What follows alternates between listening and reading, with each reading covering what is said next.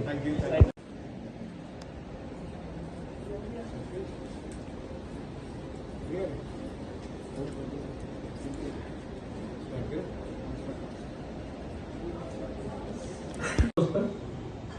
Briefly मैं बता देता हूँ, इसका इससे कोई लिंक नहीं होता है, दर्द वैसा सा महसूस हो सकता है,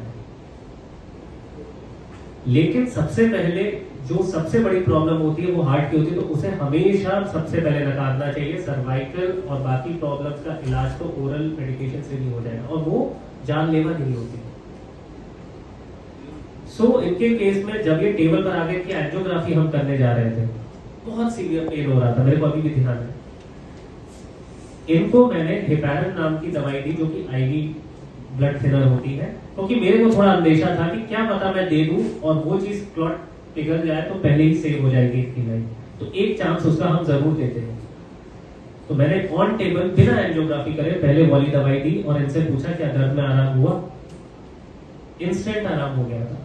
उससे बिना देखे मेरे को थोड़ा आइडिया हो गया था कि शायद क्लॉट था और वो मूव कर गया होगा और आर्टरी खुल गई होगी, which could save placing a metal stent inside his body।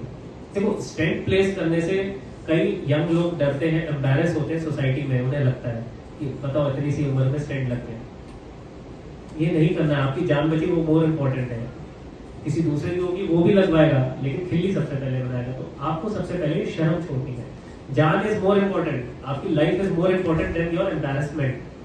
हमारी सोसाइटी में बच्चे और टीनेजर्स एक दूसरे का मजाक बनाते हैं, इतनी छोटी सी उम्र में गोली खा रहे हो। सबसे बड़ा हिंड्रेंस ये है हमारे खासकर इस एरिया में।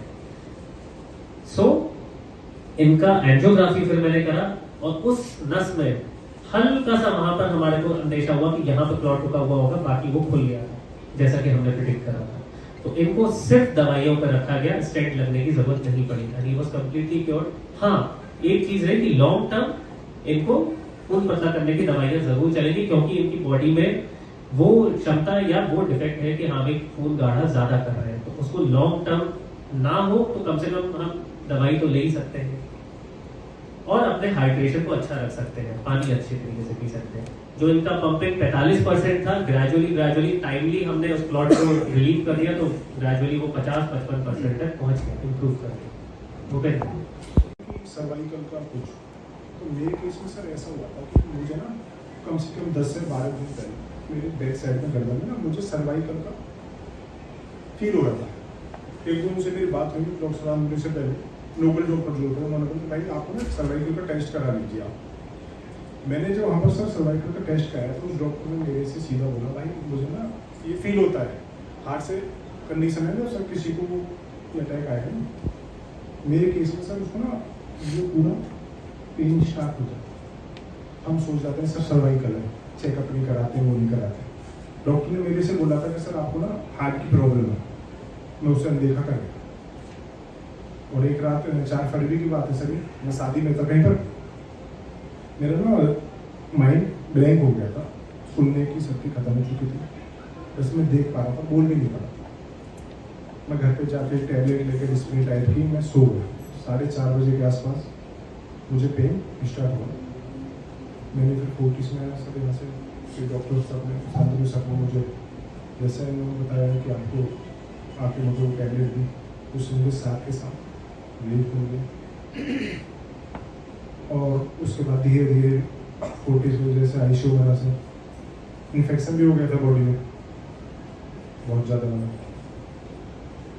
उसके बाद से डॉक्टर शांतनु ने जैसा प्रयास करते हुए मुझे 20-22 दिन बाद पूरा रिलीव हो गया। मैंने अपनी लाइफ में तभी स्मोकिंग नहीं की, कभी ड्रिंक नहीं की,